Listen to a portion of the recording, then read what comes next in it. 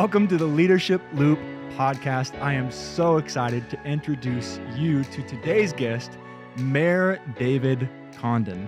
Hi, how you doing? I'm doing well. David, I am so thankful that you said yes to be on the podcast. And I'd love to just introduce, before we get started, kind of who you are so people know who they're going to be listening to.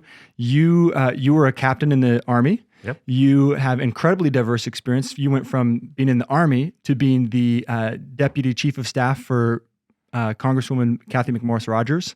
You are currently serving as Vice President for Premier Blue Cross. And that's you transitioned to that from being two-term Mayor of Spokane. Yeah. So you have incredibly diverse experience. But through You forgot one. Which one? I ran a tugboat company when I left the Army. So I was in the Army for 9 years, and then I went to go be a tugboat business owner. Are you serious? Yeah, on Coeur d'Alene Lakes. I was the captain of a small navy of 12 tugboats. That's amazing. For a couple of years, right? Admiral of your own navy. Well, I don't know about that, but yeah. Wow. So, like I said, incredibly diverse. Yeah. And one of the things that I so appreciated about you, because I know you personally, and I also get to see your work, especially when you were mayor, is you got things done. You knew how to work with people and take an idea and make it a reality. So I'd love to talk about how leaders can execute, because I think you've got some expertise in that area. And would love to learn from you myself because I need some help. Can this be our like personal counseling session right now? Yeah, absolutely. Okay, I'm also a dad of 3, and that takes a little bit of execution too, you know? Okay, so I'd love to start off with this question. Tell me about a time when you had an idea or a vision and you made it a reality and why you're proud of it. So this is, I'm teeing you up. Like, tell me about a time where you I'm not even running for office. No. Tell me about a time when you won and why you're proud of it. You know, people ask me why I ran for mayor, and I did have, a pretty full life before that. I also started a company when I was in college. Believe it or not, we didn't have Starbucks in Boston when I was going to college in the early 90s, and so I had 5 little coffee shops. But, then I went into the Army, and I went into the Army because I needed to pay for college, and so as the youngest of 9, my parents said, go do great and wonderful things, and go pay for it. But I say all that because, when I decided to become mayor, and a lot of people know me because of mayor, but and that's awesome. But I was 35, 36 when I started thinking about running for mayor. And you ask, well, what did you do and what did you, want to, what you see? The city is a big organization. It's a $1 billion corporation. The mayor has 80-some appointees, meaning they serve at the pleasure of the mayor. To run, I often say it's a giant holding company. But, what was in my core of why I ran? I didn't sit there up at night going, I just can't wait to look at a spreadsheet, although I'm a finance degree, and how I do municipal budgets and how do we negotiate contracts. But quite frankly, I was born in 1974, and it was the year we had the World's Fair here. And I was kind of sick of hearing about the World's Fair because I was like, well, what was the World? I didn't go to the World's Fair, but many people in leadership, quite frankly, their formative years were when Spokane just had this really audacious goal of being on the world stage. And what I mean is they were preteens and teenagers. Now, at that point, they're senior executives in companies, and they go, I remember when, and why aren't we doing that now? And I kind of, as 35, not in senior leadership by any means, thought, what is wrong with Spokane? What are we doing? And quite frankly, I Googled Expo 74 and how you become an Expo city. And they were all signed up till 2025. And I know even if I ran for mayor, and I certainly wasn't going to get reelected, the reality was I didn't want to do that because it was going to be, in all these places before it was us. And so, but I did focus on what brings a community together. And that brought the community together. And serendipitously, I think even more now than ever. But I sought out to how do we redo Riverfront Park and how do we bring the community together. And so I'll be honest, I'll take full ownership for that. I researched it all. I got with our park director. I took him, he and I flew to Boston. I went to school in Boston and lived there for 5 years. If people don't know, our park system was designed by the same firm that designed Boston, New York, parks. They lived in Brookline, Massachusetts. I lived right outside of Brookline when I went to Boston College. And so we literally went through all the parks, and we went down to, and so we stayed in a VRBO down on Charleston Street, and he and I went through. And then we really started to engage the community, and we can get into it. But, seeing how that happened, bringing people together, understanding what it meant, and quite frankly, that won at the ballot box, at 70+%, because people want that coming together. And like I said, I think now more than ever. And people, when you come to a core and what you need to do, and I mean, we're here at with you today, often, churches bring generations together, and we're in the most unchurched state in the union. And what brings people together, and how do we bring people together intergenerational, interracially, and those sorts of things? And you need a place for it. You physically need to come together. So it's great to see that. I love driving past there and seeing different things, and there's all kinds of thoughts behind it, and how we do that. And even the programming is even more important. So for those who don't live in Spokane, I want them to know Riverfront Park is in the heart of our downtown. It's a beautiful park that you worked to make even more beautiful, more functional.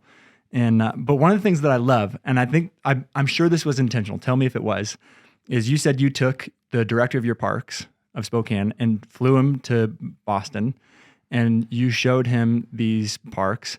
So what you were doing is you were trying to help him see the vision of there's something that we could do that would change. Was that intentional? It was very intentional. We went there in both Providence, Rhode Island also. And one of the intentional things isn't, of course, the first public park was in Boston. It was the Boston Common. Everybody used to bring their cows and sheep down there and sell them. And then right next to it is the Boston Garden, which is a gorgeous, where the swan boats are that people see, or if they visited them. But right next to it is the Boston Common, which was just general, activity that they came, and it's right in front of the State House. But really, the other one that's really fascinating is for those of us that live across the country and are exposed to the Eisenhower era viaducts. Seattle, they had 99, and these other places. There, they had the Big Dig. It was the entire time I lived there. Well, now the top of it is a park, but it's not a single park. What they did is, I think it's either 11 or 12 different parks, but they reacted to the neighborhoods that were immediately adjacent to them. And so that was very purposeful then when we came to the park in Spokane. It's made up, although it's contiguous where that park is not, there's different rooms that serve different purposes to bring people together in a different way. It's not all the same. And I think that's what's so key as you look at anything. Now, this is a physical location, but even when you build an organization, what is the purpose of the sub-organizations within an organization? So I hear you saying sort of your heart behind why you did this, why you brought this vision, this idea to an executable point, was to bring people together. And that's a great goal. I love that goal. As a leader, being someone, you're not just trying to make a buck. I think great leaders, good leaders want to bring people together, make people better, and you've certainly done that. So I want to ask you this. What have you learned to do before you make decisions? Because you've had to make a lot of decisions. What have you learned to do to make sure that you make a great decision? What have you learned to do before you make them? I think the key is engagement. You have to engage those that are affected. I made a lot of difficult decisions. My first year in office was 2012, and this was after the 2008 recession for many years, and I had to eliminate 152 positions. That was the first major reduction in force in decades. And the reality was I made a commitment I would meet with everybody that affected.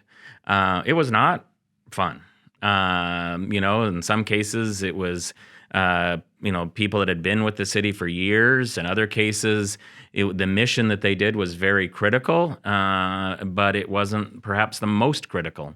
And I refused to do a straight line government sort of cut, which is a 10% everybody need. No, we were going to strategically look at what the government was going to do and what it was not going to do, and in past people, priorities of government. But any organization goes through this. But I made that commitment. So not only are you engaging those those people that, but also those that it affects in a negative way. And that stayed with me for every decision I made, from that point forward, to hold that and understand that and to hear those stories. And they were allowed to bring family members and others, and most did not, but some did. Yeah. One, I had a spaghetti dinner at a community center. I eliminated the entire community center from the city budget. Yeah. And when you say it that way, you're like, well, you were an idiot, why would you do that? Well, the fact of the matter is, I would suggest today it's better because of that, because it's now the Martin Luther Family Outreach Center. Before that used to be a city agency, as a standalone not-for-profit like other community centers. It's thrived. People have taken ownership of it. The city still gives it money and has contracts with it. But 10 years later, you couldn't have found a more thriving organization. And functionally, when it was with us, it was not as at the level that it could be. Yeah.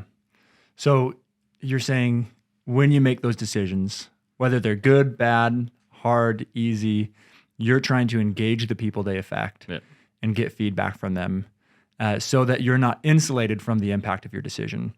Isn't that scary? It totally is. I'll be honest. I was, I think, officially the second youngest mayor. But when I look up on my wall at all the previous mayors, although about halfway through I might have looked as old as they did, but I was young. I would say I had some great. My time in the military was phenomenal. Your decisions there are very critical. I was there during 9/11 and everything else. So you get more comfortable to it. You don't get numb to it. It affected me physically, quite frankly. But you do have to engage. And as long as you make that commitment, people hold you accountable. Yeah. They'll remember when you said. And so in a lot of ways, you need to do that to understand, especially the larger organizations that you lead. I would say, and I often used to say this to my soldiers when I led them as very young, 23, 24-year-old, was ask me why I made the decision, because there'll be times that I won't be able to answer, timing or otherwise, or quite frankly, when you run a large organization, sometimes there's legal limitations of what you can say. But I would hope through the myriad of times that I explained why, although you may not agree, or like I said, the first thing you want to do is engage, you'd at least understand. And engagement doesn't mean they need to understand, need to agree. So that when they do find out a decision that you make, you go, well, most of the time they did explain it, and I bet he will again or could. And so I think that's what's so critical, especially the larger organizations. But those of us that lead in our own families, you can make a decision that your child disagrees with, but at least if they understand the backing, they'll accept the decision, maybe in time. Yeah. Okay, so let's say a leader makes, at the time, I make a decision that I think is good.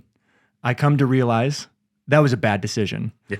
How do I recover from a misstep like that? Because sometimes it feels to me like I'm off the rails. There's no recovery. How do you recover and execute well still? And I think it's very difficult. I've had a lot of opportunities in leadership through my life, and often, straight up apologize. Mm-hmm. And it may not be, you misread the information or you misunderstood the information. It was, and it was a lot of people say it was the right decision at the time. And with the information provided, you made a decision. But the effects of it were not what was intended. And so then you move on and make those corrections. I'll use a couple examples. I learned, the Army motto is mission first, people always. Well, when you're a young, lieutenant, not married, many of us weren't, hard charging, it was mission always and people maybe. So when I'm leading 30 people, I saw some of the negative effects that became very personal, meaning soldiers that had children, soldiers that got fined every 5 minutes they were late to pick up their children from daycare. And I learned quite quickly that, unfortunately, there was consequences to my decision of mission only, and realized what that meant for young soldiers that had children that I kept 2 hours later that then were paying hundreds of dollars because that 5 minutes delay was significant to them. And so what does that mean? And And then, I would suggest also as I look through my time as mayor, I came in because, and I'll own it as the city government, we had made a decision legally for a family and a young man that was killed, Otto Zem.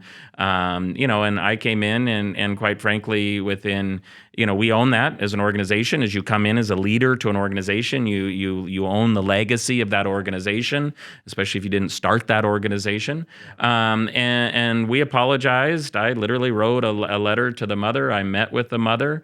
And then the second piece is you need to then, chart a path forward. And we did that. We invited the Department of Justice in. We built a plan. And I would suggest the results are still in the making and whether those have an impact. But I think, understanding what it is, identifying what it is, apologizing for the impacts if they turned out not the way you wanted, but then charting the course forward. You can't just sit there. Life is constant. You can't just stop. Wow, that's so good because it's so easy to like throw yourself a little pity party and be like, oh, this is hard. And what I hear from you is just keep going. You've got to address the issue head on, apologize for it, own it, and then chart a path forward because that's what leaders do. And that speaks to me. So thank you. I appreciate that. That's good for me. I think, there's some reality in your support system, whether that be a spouse or a coach or someone. I think there's some self-realization, but that I think we all should take. I don't think we should be benign to it, but you do have to move forward. You can't, I lost the primary election by 35 points. It was the largest swing from a primary to a general election in state history. I still think it is today. Yeah. There was a few days of pity party there, but my name was on the ballot, so I better get going because I came in second, but it was 35 points second. So in all intents and purposes, I lost big time, Okay, so I'd love some help with this. As a leader, I have a lot of information, tasks, responsibilities, things going through my brain.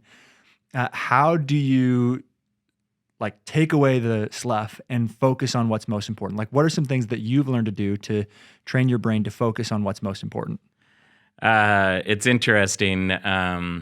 I struggle with this. I think a lot of leaders struggle with this. There's all sorts of self-help, side of ideas that are out there. I would say there's a couple things. I'll be honest. When I left city government, I had a whole support staff that supported all that. In private sector, I have less of that.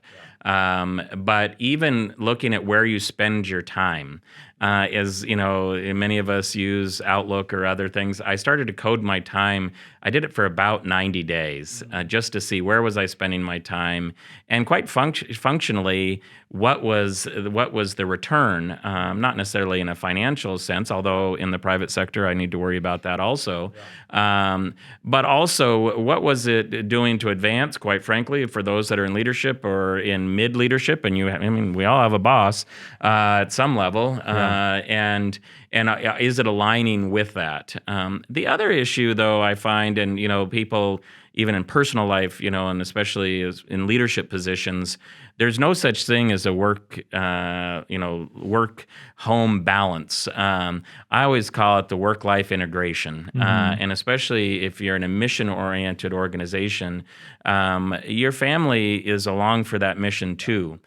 So when are there opportunities? People said that, remember, I had 2 children when I started being mayor. We had our 3rd child when I was mayor. My children, up till 2 years ago, only knew me as mayor. And people go, oh, and I'd made a commitment I would be home, at least 3 nights a week. Well, when you think about that, you're gone 3 nights a week. I'm up before they wake up and gone. You didn't see them every week for 3 to 4 days. And let's be honest, that was my pledge, and I stumbled sometimes when it was 4 and 5. But what I would say is to be very purposeful of how you integrate those lives. And my kids had the most amazing experience ever.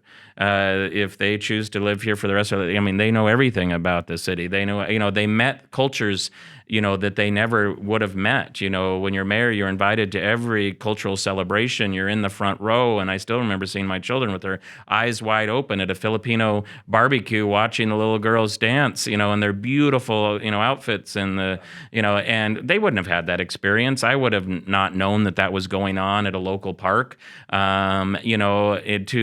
other things. They saw many other cities in this country that they would not. So how do you integrate that? And if you're a leader, there's opportune times that you can bring your family into that.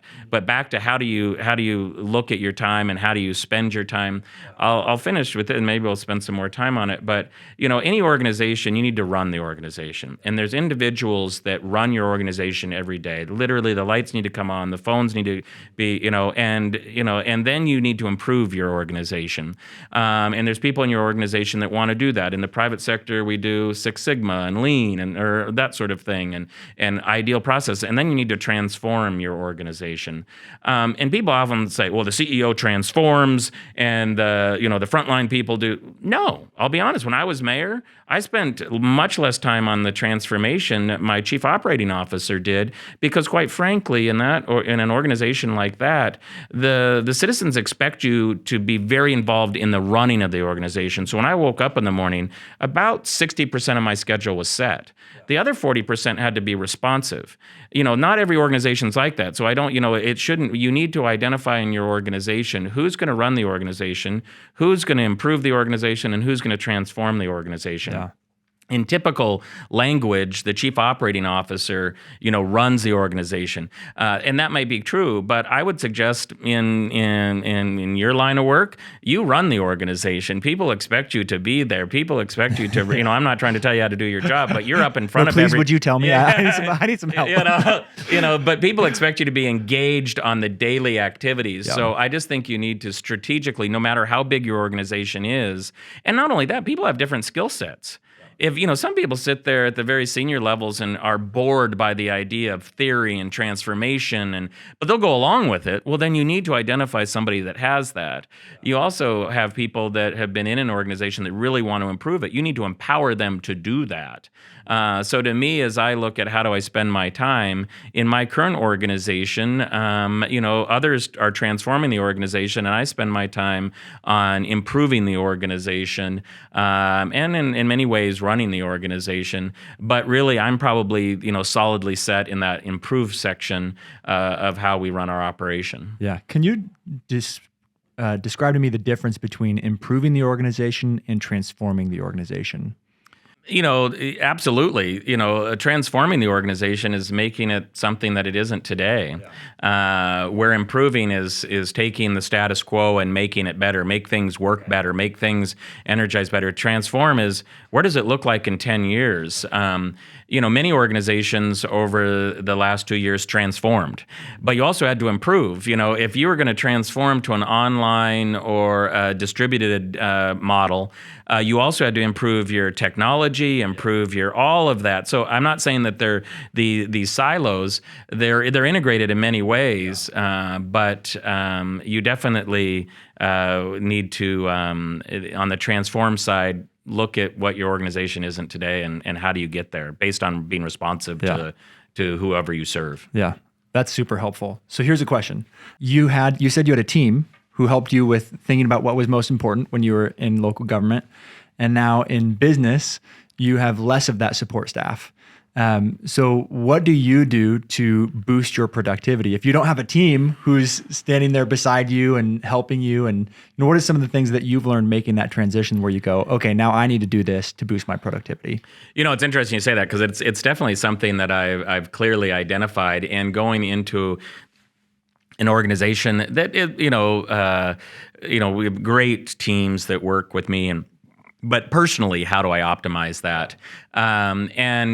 Functionally also not being in an office. Predominantly my office, after being 800 in the office and 130,000 square feet, you kind of go to the office, there's all these people that support you, and then 3 weeks later, we're all at home sitting in the spare bedroom in the basement, That was me too.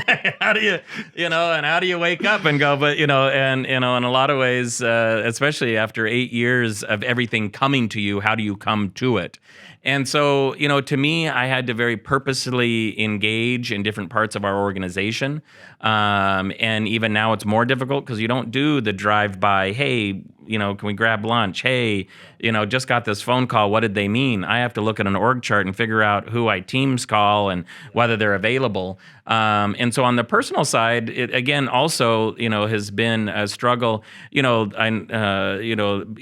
also on the other hand, I've become more looking at some of the frameworks of how you do that, and whether it's, recently, I was looking at being radically focused. There's a book on this about how do you, to focus your time, because I think often not being in the work environment, you can start looking at other stuff and getting, so I've used that as a framework to focus my time.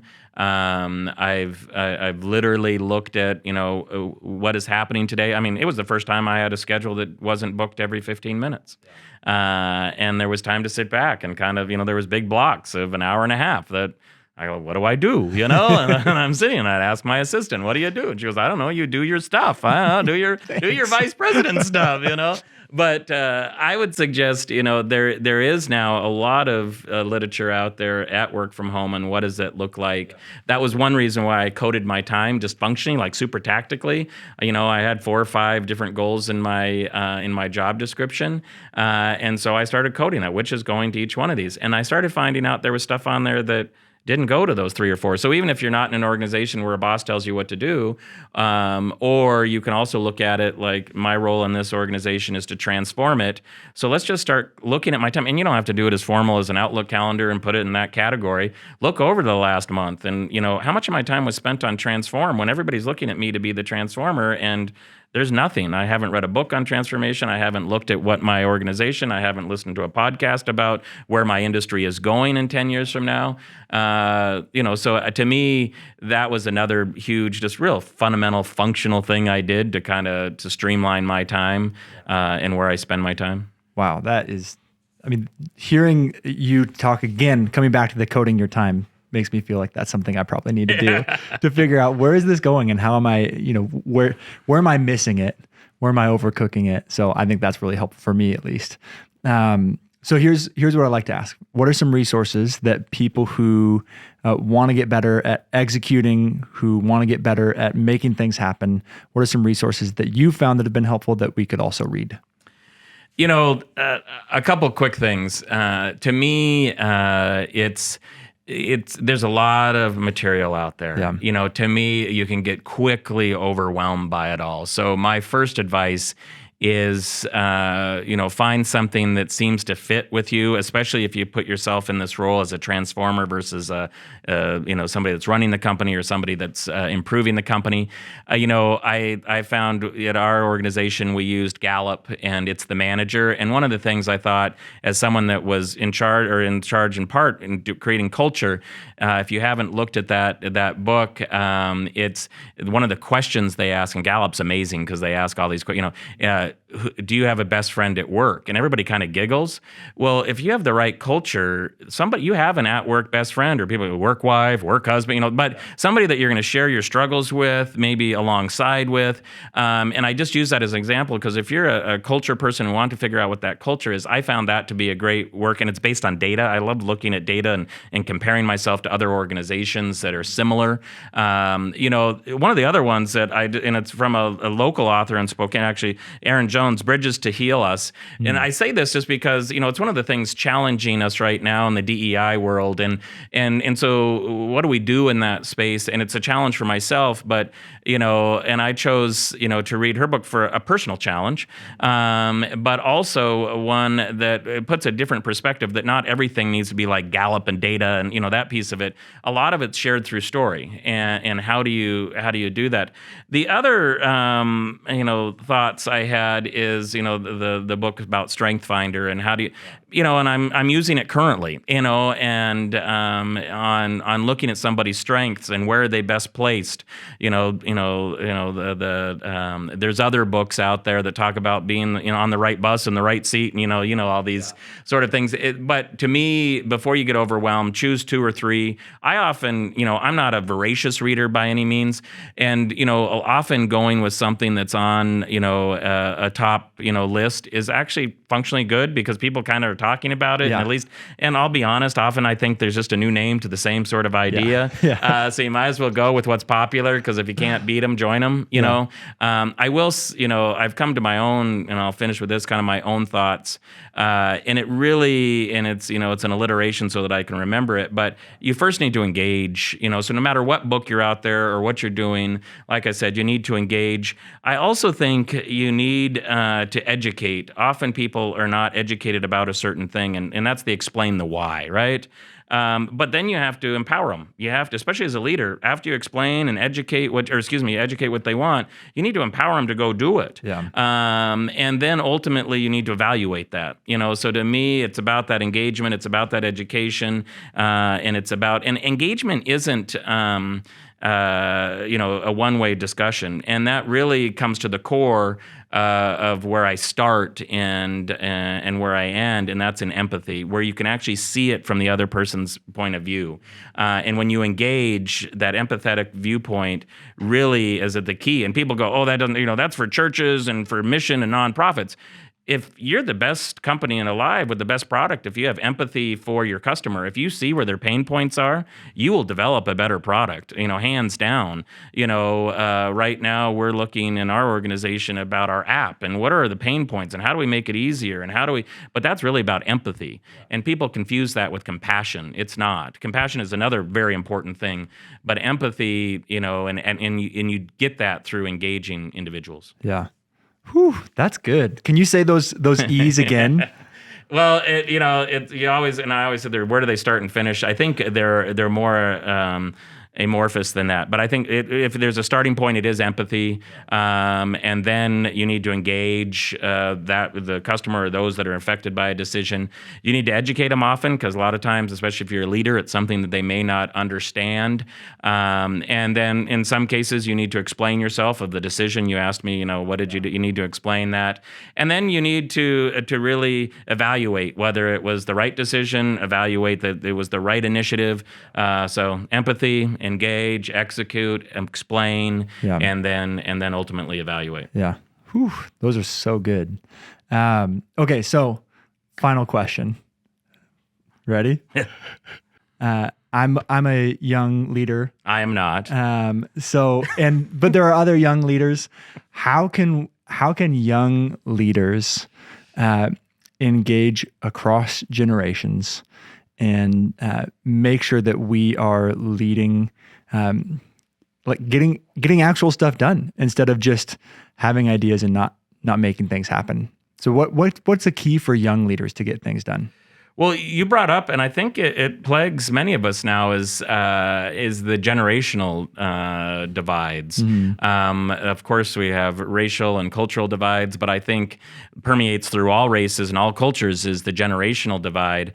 And so what brings generations together? And we need to look at those things. And often churches have brought together. I'll say, as a civic leader, I looked at what would bring our community together. And today, sports brings our community together. You can go for 2 hours on a Sunday and sit next to a person that's 20 years older than you, that's a different race than you, and you're on the same team for 2 hours on Sunday. Yeah.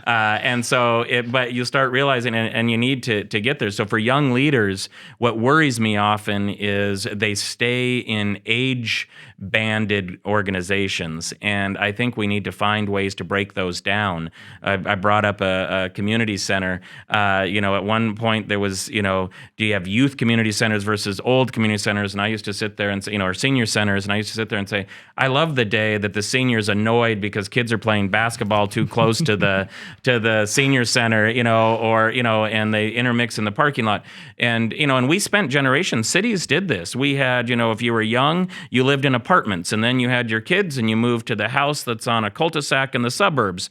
And then as soon as you turned 55, 65, you move to the senior center, or the senior living place, and we don't allow any young people in there. And I think we did a huge disservice because the intergenerational. So if you run an organization that has the opportunity to intermix the generations, and I think it's brilliant for organizations to do, because there's an ROI on that I don't think we appreciate. Yeah.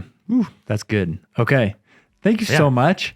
Thank you for not just this, but thank you for your friendship. Thank you for your wisdom here today. Thanks for being a person who I can look up to. You truly lead well, and you lead with love, and you've done that across your varied experiences. So thank you, David. Well, thanks for having me. This was fun. I appreciate you, and thanks for listening, and come back next time for more. We'll see you soon.